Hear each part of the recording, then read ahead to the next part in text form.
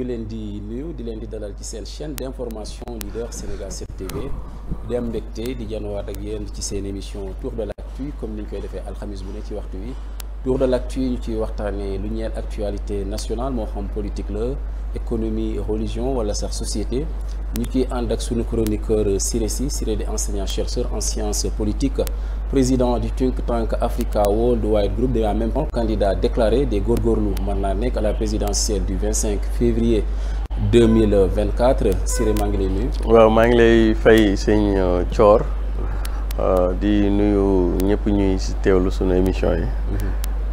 di la profiter aussi di la wax joyeux anniversaire. merci su boobaa sax du ma jaar ci Pape waaye ci madame Ndiaye lay jaar parce que Pape mën naa yéex quoi. Vraiment tu mérites un grand cadeau hein. Merci. Eu égard à ta présence, à ton style aussi, qui renvoie beaucoup à Pape Ngagne aussi, hein, qui renvoie un peu à Pape Ngagne. En tout cas, plein de succès dans ta vie aussi bien personnelle que professionnelle, quoi. En tout cas, tu as du talent, donc il faut être en route, comme disait Karl Jasper, quoi. Hein. Tu es un produit bulle, même si encore faut le polir, mais je pense que ça c'est avec le temps que ça va venir. Mais soo góorgóorloo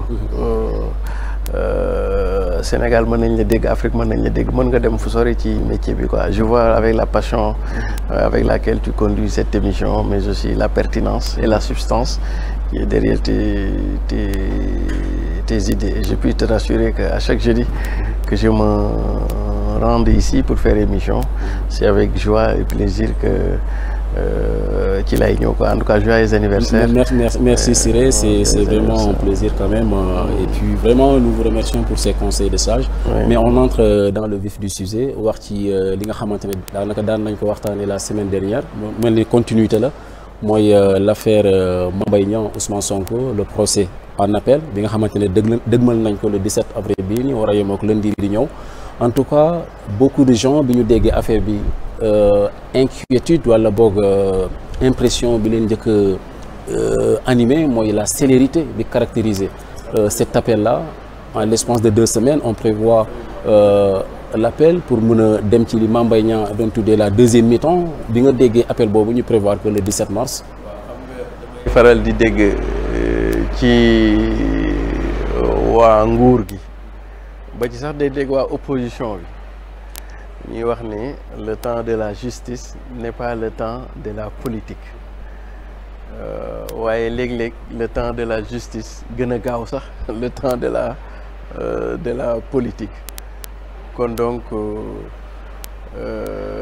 premier indicateur en général soo xoolee affaire député assemblée nationale affaire Amy Ndiaye ñibbi seen appel ba affaire yi xewee ak tey ñuy def appel daanaka il s'est passé presque 7 à 8 mois ñuy doog a mën a tëgg appel mais lii nii daanaka matul sax weer ñu tëgg ci appel kon donc première jàngat bi le temps de la justice peut être un temps flash, un temps plus rapide que le temps politique kon donc question de temps de la justice loolu moom bu ñu ko kenn waxati ça dépend de l'objectif que cherche peut-être la justice mooy déterminer son temps même qui peut appeler à survoler le temps. Aujourd'hui, le temps de la justice est en train de survoler le temps de la politique. Première chose. Deuxième chose, mën na am ay jàngat yu bari yu ñu ci jàngat mais en attendant ba altine jàmm ñu xam fa wànnent di mujjee bëtam mën nañ ci def ay hypothèses de travail.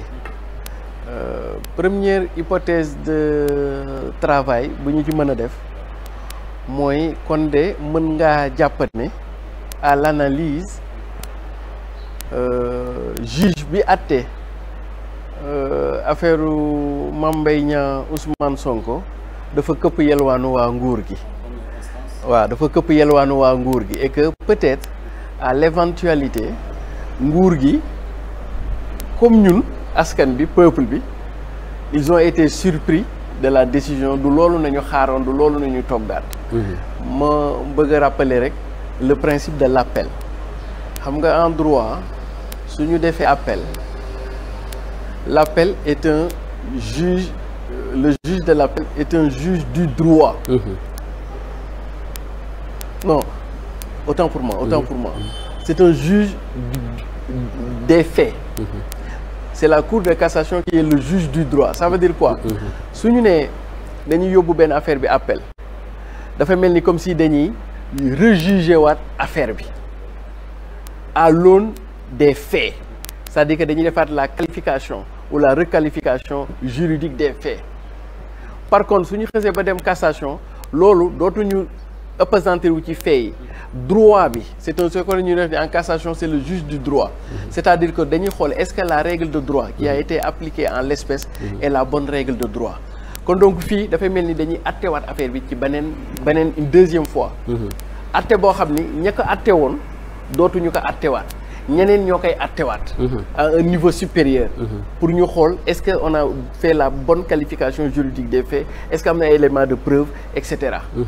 kon donc ça veut dire que dafa mel ni dañuy tëggaat procès bi. parce que le juge d'appel est un juge des faits kon donc su loolu amee. loolu mooy principe appel bi. maintenant su loolu amee première jàngat mën nga ko ci jàngat ne kon de mën na am gouvernement bi wala régime bi su boobaa man duma wax gouvernement mais régime bi laay wax. moo gën a juste régime bi d'accord wala kontaanuñu ci résultat bi que ñoom am na lu ñu bëggaloon Ousmane Sonko. comme lan. verdict boo xam ni dana ko atte ñàkkal. ci élection yi ba nga xam ni dootul mën a nekk candidat. wa ilaa ñu tëj ko 3 mois ferme. kon donc dootul bokk wa ilaa ñu def ko 6 mois avec sursis. dootul bokk. kon donc première hypothèse de travail. kon nguur gi peut-être que juge bi ko jugé daa këpp seen yelwaan. et que suñu ko xoolee lan mooy war a joxe un peu des éléments.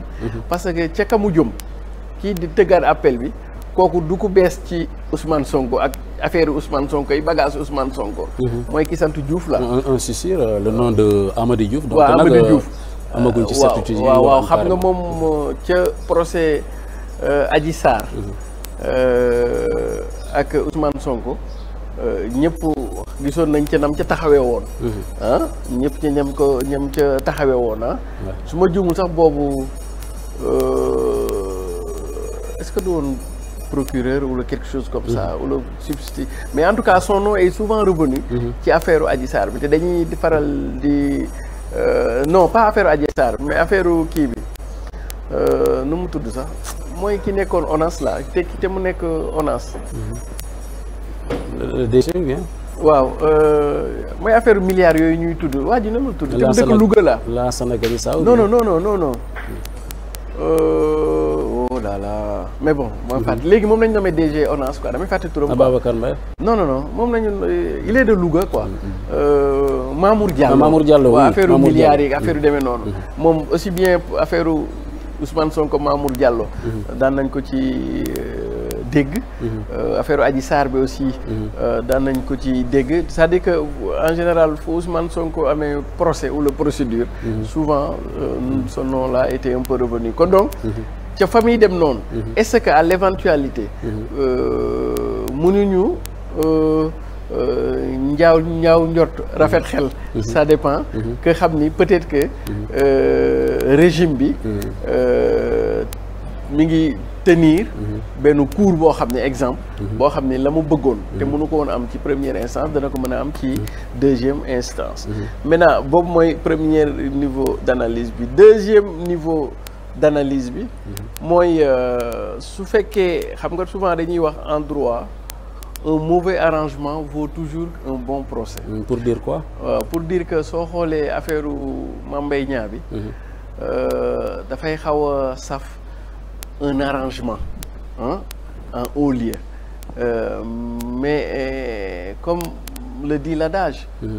Même un mauvais arrangement parce que il y a eu des incohérences. Aussi bien par rapport ak xaalis bi ñu condamné Ousmane Sonko 200 millions.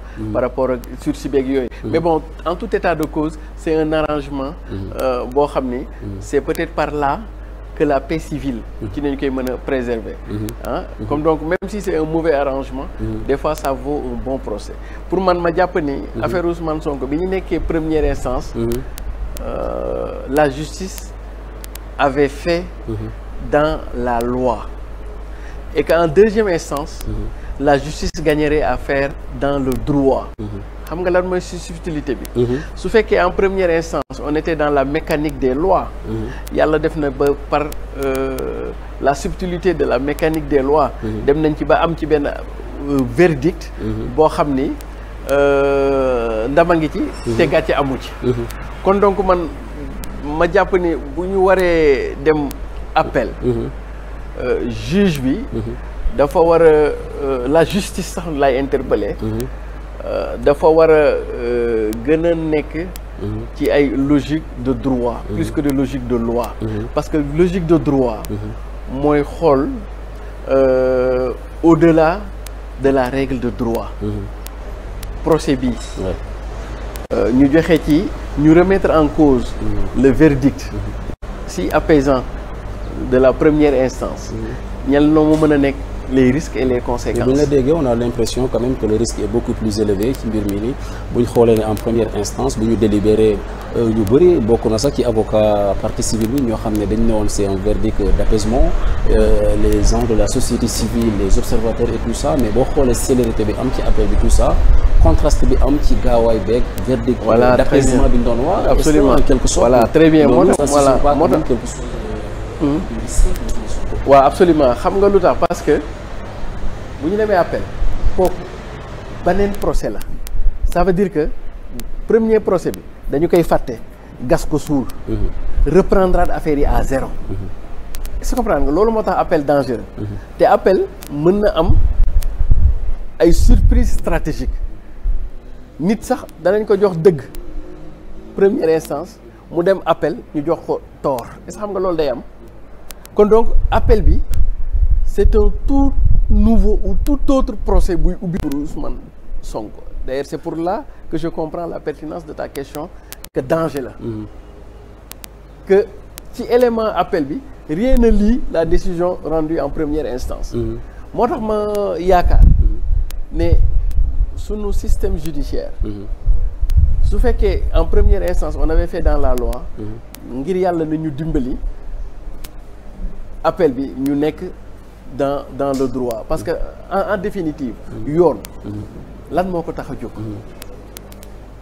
pour l'ordre public la tranquillité la sécurité la salubrité la paix en un mot kon donc pour man tey dafa jot suñu justice def ce que je pourrais appeler de l'intelligence juridique mais non pas de faire dans la mécanique de la loi et du droit mais de faire dans l'intelligence juridique comme on aurait fait dans l'intelligence économique dans l'intelligence politique pour man bu ñu jëlul hauteur di xool quels peuvent être les coûts d'une perturbation sociale économique de la paix civile par rapport à une décision de justice boo xam ni première instance même si dafay nduru un arrangement mais ça va finir par apaiser les cœurs et taire plus ou moins les rancœurs kon donc nañu xool lii ñu nar a jëndee li ñu am négam jar na comme déet man c'est en tant que candidat à la présidentielle de 2024 si j'avais un message à rendre d'abord au président de la République qui est le chef suprême de la magistrature mais aussi aux magistrats le parquet au ministre de la justice doon na leen laayee biir ñu la question pertinente de Cheikh Hamidou Kane dans l'aventure ambiguë ce qu'on gagnera vaudra-t-il plus que ce que l'on peut perdre ci affaire bi pour man dès lors que demee na nii